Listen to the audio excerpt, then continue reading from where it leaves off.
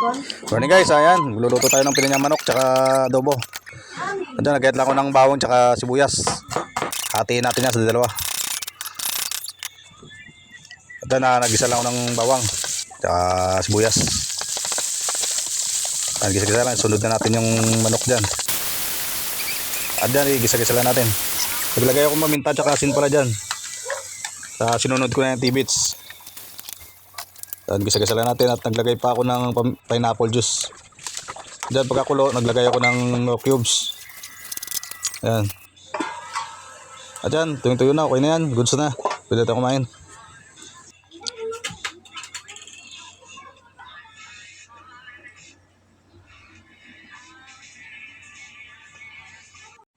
Ito guys, meron tayo dito ano, ninyahan na manok, adobo, para may pagpilian yung mga bata.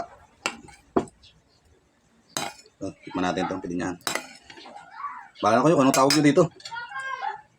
Basta ako, masaya ako kung anong nilulutuin ko.